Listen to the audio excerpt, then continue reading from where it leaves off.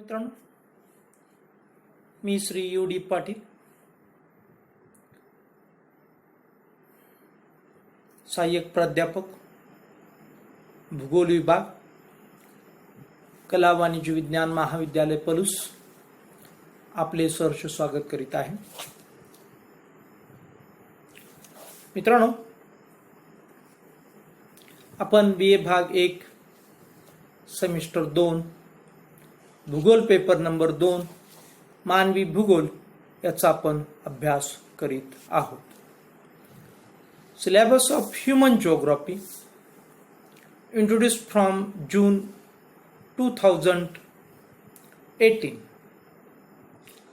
म्हणजे मानवी भूगोल या अभ्यासक्रमाची 2018 पासून आपल्याला ओळख झालेली आहे. आणि या अभ्यासक्रमामध्ये मित्रांनो 4 मॉड्यूल्स आहेत. मॉड्यूल फर्स्ट ह्यूमन जिओग्राफी, मानवी भूगोल. मॉड्यूल सेकंड पॉप्युलेशन, लोकसंख्या.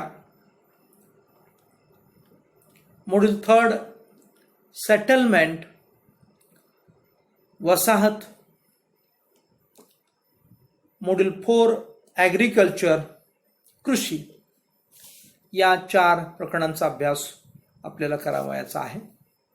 यामध्ये आपण पहिल्या प्रकरणाला सुरुवात केलेली आहे, मानवी भूगोल विषय प्रवेश. आणि मित्रांनो, यामध्ये module first human geography, meaning and definition of human geography. तर मानवी भूगोलाचा अर्थ आणि मानवी भूगोलाच्या व्याख्या आपण अभ्यासणार आहोत. नेचर ऑफ ह्यूमन जिओग्राफी, मानवी भूगोलाचं स्वरूप. स्कोप ऑफ ह्यूमन जिओग्राफी, मानवी भूगोलाची व्याप्ती. ब्रँचेस ऑफ ह्यूमन जिओग्राफी, मानवी भूगोलाच्या शाखा. इम्पॉर्टन्स ऑफ ह्यूमन जिओग्राफी, मानवी भूगोलाच्या महत्त्व.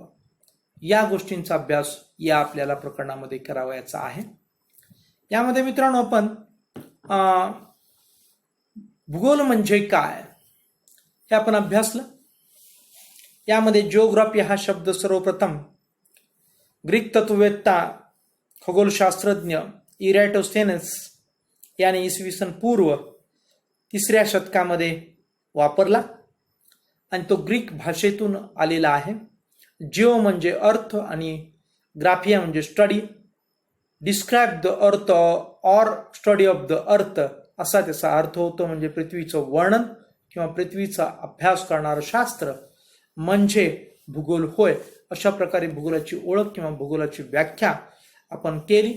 आणि त्यानंतर मित्रांनो, भूगोलामध्ये 2 प्रमुख प्रकार पडतात. एक आहे प्राकृतिक भूगोल, दुसरा आहे मानवी भूगोल. प्राकृतिक भूगोलामध्ये अजैविक भूगोल आणि जैविक भूगोल या 2 शाखा पडतात. तर मानवी भूगोलामध्ये आपण अनेक शाखा आहेत. या सर्व शाखांची आपण थोडक्यात ओळख करून घेतली. आणि मित्रांनो, आपण मानवी भूगोलाच्या अभ्यासाला सुरुवात केली. यामध्ये आपण मानवी भूगोलाची ऐतिहासिक पार्श्वभूमी आपण अभ्यासली. त्याच्यामध्ये आपण अगदी प्राचीन काळापासून अगदी अलीकडच्या काळामध्ये फ्रेडरिक रॅडझेल हे आधुनिक मानवी भूगोलाचे जनक आहेत. इथपर्यंतचे सर्व अभ्यास आपण केला. त्याचबरोबर आधुनिक मानवी भूगोलशास्त्राच्या अभ्यासकामध्ये फ्रेडरिक रॅडझेल प्रमाणेच अमेरिकन भूगोलशास्त्रज्ञ Miss Ellen Semple, Huntington, Griffith Taylor, Vidal de la Blache यांचाही मानवी भूगोलाच्या अभ्यासामध्ये महत्त्वपूर्ण योगदान आहे. हे आपण अभ्यासलं.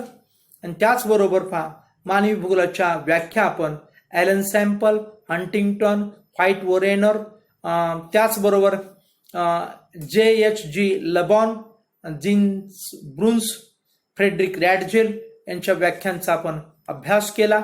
आणि त्यानंतर मित्रांनो, मानवी भूगोलाचं जे स्वरूप आहे त्या स्वरूपामध्ये आपण एकात्मतेचे स्वरूप आपण अभ्यासलं. आणि त्यानंतर आपण परिवर्तनशील स्वरूप अभ्यासणार आहोत. त्यामध्ये मित्रांनो, आपण मानव व पर्यावरण हे मानवी भूगोलाचे महत्त्वपूर्ण घटक आहेत. आणि हे आपण एकात्मतेचे स्वरूप यामध्येही अभ्यासलेलं आहे. आणि हे दोन्ही महत्त्वपूर्ण घटक एकमेकांच्यावरती अवलंबून आहेत आणि हे दोन्ही महत्त्वपूर्ण घटकांचा एकमेकांशी परस्पर असा घनिष्ठ संबंध आहे. या सर्व गोष्टींची चर्चा आपण एकात्मता स्वरूपामध्ये केलेली आहे.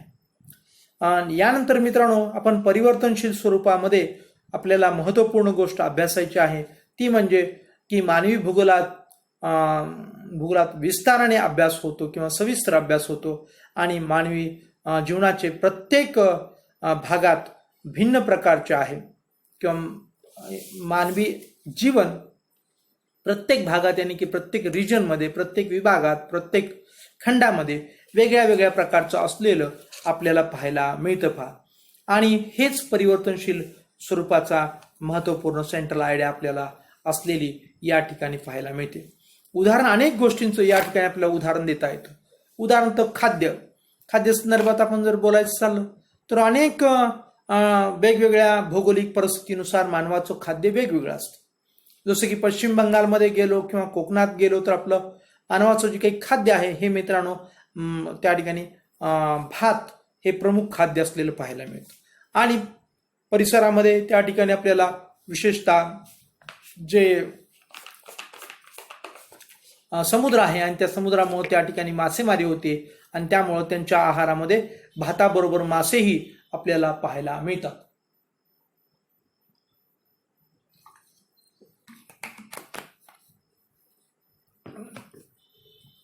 हे आपल्याला जो आपण कोकण किंवा ज्याला आपण पश्चिम बंगालचं उदाहरण या ठिकाणी पाहिलं. त्याचबरोबर आपण अन्नाच्या बाबतीमध्ये जर बघितलं की आपल्या प्रदेशामध्ये पठारी भागामध्ये जर पाहिलं तर अन्न असतं त्याच्यामध्ये विशेषतः ज्वारी, बाजरी आणि अलीकडच्या काळामध्ये गहू ह्या आणि इतर कडधान्य यांचा समावेश आपल्याला पाहायला मिळतो.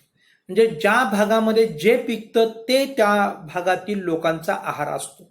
आता अलीकडच्या काळामध्ये थोडंसं मित्रांनो काय झालेलं आहे की या आधुनिक युगामध्ये किंवा संदेशवहन आणि इन्फॉर्मेशन टेक्नॉलॉजीच्या युगामध्ये जग हे अत्यंत जवळ आलेलं आहे आणि त्यामुळं जगाच्या कानाकोपऱ्यातील कोणताही पदार्थ कोणत्याही ठिकाणी, कोणत्याही वेळी, कोणत्याही स्थळी, कोणत्याही काळी बनत असल्यामुळं आपल्याला आपल्या जिभेचे जे काही चोचले आहेत हे चोचले आपण पुरवतोय. परंतु मित्रांनो, आपण आपलं चांगलं आरोग्य जर राखायचं असेल तर आपण ज्या हवामानामध्ये राहतो त्याच हवामानामध्ये पिकणारं जे काही अन्नधान्य आहे, कडधान्य आहे, फळभाज्या आहेत त्या सर्व जर आपण खाल्ल्या तरच मित्रांनो आपलं जे आरोग्य आहे हे चांगलं राहतं. आणि दुसऱ्या शब्दामध्ये हेही सांगता येईल की ज्या ऋतूमध्ये जे पिकतं, म्हणजे ज्या स्थळी ज्या ऋतूमध्ये जे पिकतं तेच आपण अन्न म्हणून खाल्लं तर आपलं आरोग्य चांगलं राहतं.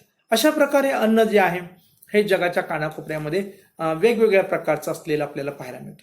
याचबरोबर आपण पाहतो की चीन सारख्या प्रदेशामध्ये जर आपण बघितलं तर तिथं किडा मुंगी सुद्धा खातात. तिथल्या हॉटेलमध्ये बाहेर बोर्ड लावलेला असतो स्नेक सूप, जे सापाचं असणार जे काही सूप आहे ते सूप त्या ठिकाणी मिळतं असं इंडिकेशन त्या ठिकाणी लावलेलं असतं. म्हणजे अशा प्रकारे जगाच्या कानाकोपऱ्यामध्ये जर आपण बघितलं तर ही भिन्नता पाहायला मिळते. ही भिन्नता आपल्याला ह्या अन्न पदार्थामध्ये जशी आहे तसे वस्त्र परिधानामध्ये सुद्धा आपल्याला भिन्नता पाहायला मिळते. काय वस्त्र परिधानामध्ये भिन्नता असते पहा मित्रांनो, जसं अन्नामध्ये आपण भिन्नता पाहिली तसं वस्त्रामध्ये सुद्धा भिन्नता पाहायला मिळते. की पूर्वीच्या काळी आपण पाहतो की पूर्वीच्या काळी म्हणण्यापेक्षा आपण सध्याच्या वर्तमान काळामध्ये सुद्धा बोलू शकतो की जशा प्रकारचं आपल्याला हवामान असतं तशा प्रकारचे वस्त्र परिधान केले असतं.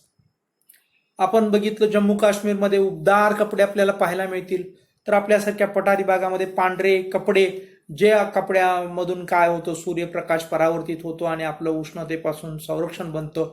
अशा प्रकारचा आपण पांढरा सैलसर कपडा आपण पठारी भागामध्ये वापरतो. कोकणामध्ये बघितलं तर पांढरे कपडे घातले जातातच, परंतु ते कपडे सुद्धा कसे घातले जातात की दंडकं म्हणजे बनियन आपण म्हणतो किंवा गुडघ्यापर्यंत असणारा बरमुडा टाईप किंवा धोती गुडघ्याच्या वरती आपल्याला पाहायला मिळते. हे कशासाठी आहे मित्रांनो, तर त्या ठिकाणी प्रचंड काय आहे, उष्णता आपल्याला पाहायला मिळते. आपल्यापेक्षा जास्त उकाड असणाऱ्या प्रदेशामध्ये किंवा वाळवंटी भागामध्ये आपण बघतो की डोक्याला फेटा बांधायची पद्धत आपल्या भागामध्ये सुद्धा पूर्वी होती, जेणेकरून आपल्या डोक्याचं जे काही टेम्परेचर आहे ते टेम्परेचर मेंटेन राहावं, हा त्याच्या पाठीमागचा उद्देश होता. म्हणजे जशा प्रकारचं आपल्याला भौगोलिक परिस्थिती तशाच प्रकारचं आपलं वस्त्र, म्हणजे मानव आणि पर्यावरण आणि मानवाच्या ऍक्टिव्हिटीज आणि पर्यावरण हे एकमेकांशी पाठ सोडत नाही. आणि यामध्ये सुद्धा आपण पाहतोय की अन्नामध्ये सुद्धा जगाच्या कानाकोपऱ्यामध्ये भिन्नता आहे, तशीच वस्त्रामध्ये सुद्धा जगाच्या कानाकोपऱ्यामध्ये आपल्याला भिन्नता असलेली पाहायला मिळते. याच्यानंतर आपण निवारा हे पाहतोय. निवाऱ्याच्या संदर्भात मित्रांनो आपल्याला सांगता येतं की अत्यंत महत्वपूर्ण गोष्ट काय असेल तर ती म्हणजे की निवारा सुद्धा आपल्याला वेगवेगळ्या ठिकाणी वेगवेगळ्या प्रकारचा पाहायला मिळतो. वस्त्राच्या संदर्भात आपण पाहिलंच, परंतु वस्त्राच्या संदर्भात आणखीनही काही गोष्टी पाहणं आवश्यक होतं. आपल्याच भागातील आपण दोन्ही उदाहरण दिली की भारतातील जम्मू काश्मीरचं उदाहरण दिलं की गरम कपडे घालतात, तर आपण उदाहरण हेही पाहिलं की पठारी भागामध्ये जी काही उष्ण भागामध्ये आपल्याला सैलसर पांढरे कपडे घालतात. परंतु युरोपियन देशामध्ये आपण पाहिलं तर त्या ठिकाणी अत्यंत थंडीचा मोसम असतो आणि कायम आपण 12ही महिने त्या ठिकाणी थंडी असते. त्या ठिकाणी काय घालतात ते बूट घालतात, पॅन्ट घालतात, कोट घालतात, कोटाच्या आतमध्ये जॅकेट असतो, जॅकेटाच्या आतमध्ये शर्ट असतो, शर्टाच्या आतमध्ये बनियन असतं किंवा असा गळा बंद केलेला आपल्याला टाय वगैरे लावलेले आपल्याला पाहायला मिळते. त्याचबरोबर पण की हाताला ग्लोव्ज घालतात, कान बंद ठेवतात, वरून हॅट घालतात आणि या सर्व गोष्टी आपण पाहतो. या सर्व गोष्टीतून ते आपल्या शरीराचं काय करत असतात, रक्षण करत असतात. त्या ठिकाणी प्रचंड अशी थंडी आपल्याला पाहायला मिळते. म्हणजे अशाही प्रकारचं वस्त्र आपल्याला पाहायला मिळतं. अशा प्रकारे जगाच्या कानाकोपऱ्यामध्ये किंवा वस्त्रामध्ये भिन्नता, खाद्यामध्ये भिन्नता, निवाऱ्यामध्ये सुद्धा आपल्याला भिन्नता पाहायला मिळते. जसं की आपण बघतो की कोकणामध्ये उतरत्या छपराची घरं आहेत, हिमालयामध्ये किंवा जम्मू काश्मीरमध्ये आपण उतरत्या छपराची घरं आहेत, कारण हिमालयामध्ये किंवा जम्मू काश्मीरमध्ये आपल्याला बर्फ पडतो तर कोकणामध्ये अति पाऊस पडतो, म्हणून त्या ठिकाणी जी काही घराचं छत आहे ते उतरतं असतं आणि उतरत्या छताचं घर किंवा उतरत्या छपराचं घर असं आपण म्हणू शकतो. अशा प्रकारचं घर आपल्याला पाहायला मिळतं. तर पठारी भागामध्ये मित्रांनो जे घर असतं ते कसं असतं, माळवदी स्वरूपाचं घर आपल्याला पाहायला मिळतं की या घरावरती आपण पाहतो की सभोवतालचं जे काही पर्यावरण आहे, पर्यावरणामध्ये सापडणाऱ्या ज्या काही गोष्टी आहेत त्या गोष्टी त्या ठिकाणी वापरलेल्या असतात. उदाहरणार्थ मातीचा वापर केला जातो, परिसरातल्या दगडांचा वापर केला जातो, लाकडांचा वापर केला जातो आणि त्या ठिकाणी घर तयार केलं जातं आणि त्याला आपण माळवदी घरी असं म्हणू शकतो. की लाकडाचे पिलर्स लावलेले असतात, त्याच्यावरती आडव्या तुळ्या टाकलेल्या असतात, त्याच्यावरती फळ्या टाकलेल्या असतात, फळ्यावरती परिसरातली जी काही माती आहे ती माती टाकलेली असते आणि बाजूनं ज्या भिंती आहेत त्या मातीच्या किंवा दगडाच्या किंवा दगड मातीच्या अशा प्रकारच्या भिंती त्या ठिकाणी आपल्याला पाहायला मिळतात. आणि ही माळवदी जी घर आहे हे मित्रांनो अगदी AC किंवा ज्याला आपण एअर कंडिशन म्हणतो अशा प्रकारचं हे घर आपल्याला पाहायला मिळतं. तुम्ही म्हणाल की AC घर कसं काय याला म्हणता येईल, त्याचं कारण आहे मित्रांनो की उन्हाळ्यामध्ये या असणाऱ्या घरामध्ये आपल्याला गरम होणार नाही, तर हिवाळ्यामध्ये या असणाऱ्या घरामध्ये आपल्याला थंडी वाजणार नाहीये, असं या माळवदी घराचं स्वरूप आपल्याला पाहायला मिळतं. तर आपण बघतो की दुसऱ्याही घराचा प्रकार आपण पाहू शकतो की जसं आपण पाहिलं की पर्वतीय प्रदेशातले घर किंवा पठारी प्रदेशातील घर आपण पाहिलं, त्याचबरोबर आपण शीत प्रदेशातलं घर सुद्धा आपण पाहू शकतो की त्या ठिकाणी मित्रांनो आपण ते घर उबदार राहावं यासाठी अत्यंत छोटं असतं. त्या घरांच्या जे काही खिडक्या किंवा दारं असतात हे अत्यंत लहान असतात आणि काही ठिकाणी तर ही जी काही घरं असतात ही बर्फाचीच असतात. आतून त्याला प्राण्यांची जी काही कातडी आहे ही कातडी लावलेली आपल्याला पाहायला मिळते अशा प्रकारे आपल्याला जी काही घरं आहेत हे वेगवेगळ्या प्रकारची वेगवेगळी घरं आपल्याला पाहायला मिळतात. मात्र अलीकडच्या काळामध्ये आपण बघतो की जसं मी खाद्यान्नाच्या संदर्भात सांगितलं की जगाच्या कानाकोपऱ्यात जे काही पदार्थ बनवला जातो तो पदार्थ आपल्याही घरामध्ये आपल्याला जेव्हा इच्छा होईल त्यावेळेस तो पदार्थ आपल्या घरामध्ये बनवू शकतो, असं आज आपल्याला शक्य झालेलं आहे, जग जवळ आलेलं आहे. तशाच प्रकारचं आपण वस्त्र प्रावणामध्ये सुद्धा आपण आपल्याला हवे ते प्रकारची वस्त्र घालतोय, आपण पर्यावरणाकडे लक्ष देत नाही. आपण पठारी भागावरती उष्ण भागामध्ये राहून सुद्धा आपण पांढरी कपडे सेलसर कपडे न घालता आपण रंगीबेरंगी कपडे घालतोय किंवा अत्यंत टाईट अशा जीन्स घालतोय की जीन्स घालताना 2 माणसं पॅन्ट घालताना सुद्धा लागतात आणि वर पॅन्ट खेचण्यासाठी, आणि 2 माणसं पॅन्ट काढताना सुद्धा लागतात.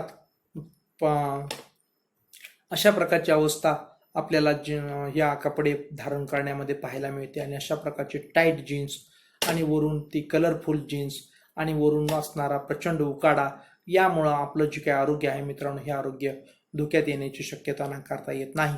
त्याचबरोबर निवाऱ्याच्या संदर्भात सुद्धा आपल्याला सांगता येतं मित्रांनो की आधुनिकतेच्या नावाखाली आपण पूर्वीचं वातावरणाला अनुसरून किंवा पर्यावरणाला अनुसरून जी काही घरं आपण आता पाहिली त्या प्रकारची असणारी घरं आपण पाडून टाकतोय, बुलडोजर लावतोय त्याला, आणि आपण काय करतोय नवीन ज्याला आपण काय करतो की वीट वाळू आणि खडी जी सळी या प्रकारची आपण सिमेंट कॉन्क्रीटची जी काही घरं आहेत ही घरं आपण तयार करू लागलोय.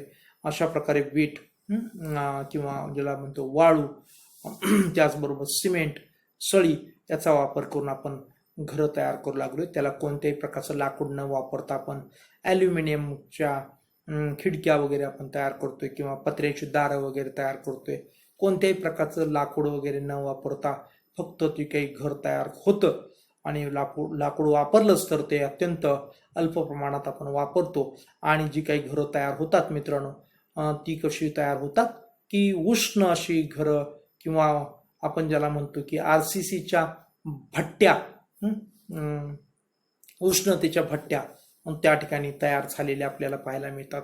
हे सर्व जे काही विचार मी मुद्दामच मांडले की आधुनिक काळामध्ये जी खाद्य वस्त्र निवारा या भौगोलिक गोष्टीबरोबर ह्या आधुनिक गोष्टी सुद्धा मांडल्या, या आपल्याला काय करतायत की निश्चितपणे आपण आधुनिक बनत चाललोय असा जरी देखावा करत असल्या तरी या सर्व गोष्टी निश्चितपणे अनेक प्रकारचे जे काही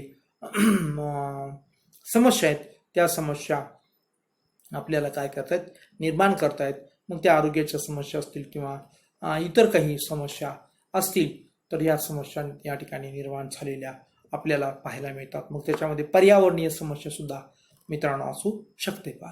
असू शकते म्हणजे असतेच. उदाहरणार्थ पहा की आपण जेव्हा मोठ्या प्रमाणात वीट वाळू सिमेंट याचा किंवा खनिज म्हणून आपण ज्याला स्टील म्हणतो याचा वापर करतो, लोह पोलादाचा वापर करतो, आणि यामुळं निश्चितपणे आपण मोठ्या प्रमाणात वाळूचा उपसा होऊन आपले असणारी जी काही नदी नाली ओढे यांची वाताहत होत आहे असं आपण पाहायला मिळतंय. किंवा या नदी नाल्या ओढ्यातून जी काही वाळू काढतो यामुळं आपल्या त्या नदी नाल्या ओढ्याच्या किनारी असणारी जी काही जमीन आहे ही जमीन खचते.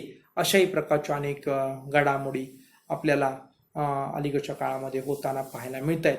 म्हणजे जी काही जमीन आपण कसत होतो ती जमीन पुन्हा काय चाललेली आहे की बाद होऊन चाललेली आहे किंवा त्याची धूप झालेली आहे किंवा ती खचलेली आहे किंवा ती ओढ्यामध्ये ढासळलेली आहे, आणि आपल्या हाताखाली असणारी जी काही जमीन आहे ती आपल्या हातातून निघून गेलेली आहे. आपली माता आपल्या हातातून निघून गेली आणि आपण अन्नाला मुक्तो आहोत. अशा प्रकारे पर्यावरणावरती परिणाम होतो किंवा या जमिनीवरती परिणाम झालेला आपल्याला पाहायला मिळतो. हे सर्व परिवर्तनशील स्वरूपामध्ये सांगता येतं. फक्त अन्न वस्त्र निवारा या संदर्भातच फक्त भिन्नता असते असं नाही आहे मित्रांनो. तर व्यवसाय आहे, आचार आहे, विचार आहे, धर्म आहे, भाषा आहे, या सर्व गोष्टीमध्ये सुद्धा मित्रांनो आपल्याला काय पाहायला मिळतं की परिवर्तन पाहायला मिळतं. त्याचबरोबर पहा की या सर्वासाठी मानव परिस्थिती निर्माण करतो. प्रदेशानुसार ही परिस्थिती बदलताना आपल्याला पाहायला मिळते. काळानुसारही त्यात बदल होत आहे. हे सर्व परिवर्तनशील भूगोलाचं स्वरूप आहे किंवा परिवर्तनशील स्वरूप आहे असं म्हटलं तर चुकीचं ठरणार नाही. यानंतर मित्रांनो, गतिशील स्वरूप आपल्याला पाहायला मिळतं. गतिशील स्वरूपामध्ये सुद्धा आपण पाहणार आहोत की पर्यावरणाचा मानवी जीवनावर परिणाम होतो. ही गोष्ट कोणत्याही प्रकारचं स्वरूपाचा अभ्यास करताना किंवा कोणत्याही दृष्टिकोनातून अभ्यास करताना आपल्याला नाकारता येत नाही. मात्र मानव पर्यावरणात बदल घडवून आणून स्वतःची प्रगती करत आहे असंही चित्र आपल्याला नाकारता येत नाही. आणि हे गतिशील स्वरूपाचं अत्यंत मध्यवर्ती भूमिका आहे. म्हणजे वरील दोन भूमिका आपण ज्या पाहिल्या, एकात्मतेचं स्वरूप आणि परिवर्तनशील स्वरूप, यामध्ये आपण पाहिलं की पर्यावरण किंवा नैसर्गिक घटक किंवा भौगोलिक घटक जे आहेत हे मानवावरती परिणाम करतायत, परंतु गतिशील स्वरूपामध्ये मानवही क्रियाशील आहे आणि मानवही आपल्या बुद्धीच्या जोरावरती काय करत चाललेला आहे की या पर्यावरणात बदल घडवून आणत आहे आणि स्वतःची प्रगती करत आहे. आणि याचं उत्तम उदाहरण, याला प्रगती म्हणायचं का अधोगती म्हणायचं, हाही महत्वपूर्ण प्रश्न या ठिकाणी उभा राहतो. याकडेही आपल्याला दुर्लक्ष करता येत नाही. मित्रांनो, मी उदाहरण तुम्हाला सांगतो की ज्याला आपण प्रगती म्हणतो की अधोगती, हे आपण शेवटी आपण पाहू. परंतु गतिशील स्वरूपाचं उदाहरण म्हणून मानवानं आपल्या असणाऱ्या शक्तीच्या बुद्धीच्या जोरावरती त्याच्या अवतीभोवती असणारी जी काही जंगल आहेत किंवा लाकूड ज्याला आपण झाडं म्हणतो, ती झाडं आहेत, ही मोठ्या प्रमाणात तोडलेली आहेत आणि त्या ठिकाणी त्यानं कृषीयोग्य जमीन बनवलेली आहे आणि त्याच्यामध्ये तो शेती करू लागलेला आहे. आणि त्याच्या शेताच्या बांधावरती सुद्धा एकही झाड तो ठेवायला तयार नाहीये. आणि अशा प्रकारे झाडं संपुष्टात येत चाललेली आहेत आणि शेती मोठ्या प्रमाणात फुलत चाललेली आहे. ही त्याची स्वतःची प्रगती झाली. त्यानं पर्यावरणात बदल घडवून आणला, त्यानं झाडांची वाट लावली, त्यानं प्राण्यांची वाट लावली, त्यानं सूक्ष्म जीवांची वाट लावली.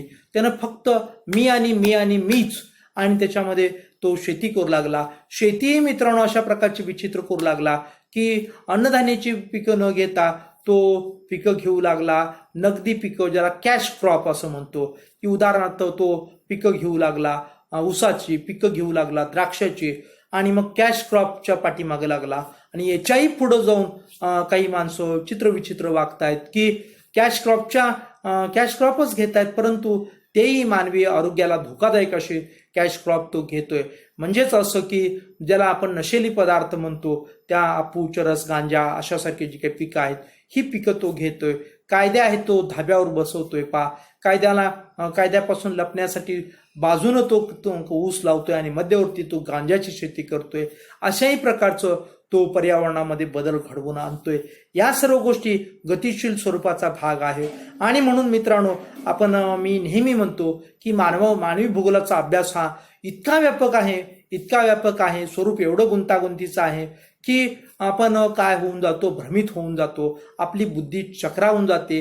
इतक्या साऱ्या गोष्टी, इतक्या साऱ्या घडामोडी, इतक्या साऱ्या घटनांची आपल्याला या मानवी भूगोलाच्या अभ्यासामध्ये दखल घ्यावी लागत असते. हे सर्व आपल्याला की मानव सुद्धा पर्यावरणामध्ये बदल घडवून आणत आहे याची जी काही उदाहरणं आहेत हे या ठिकाणी आपल्याला सांगता येतात पहा.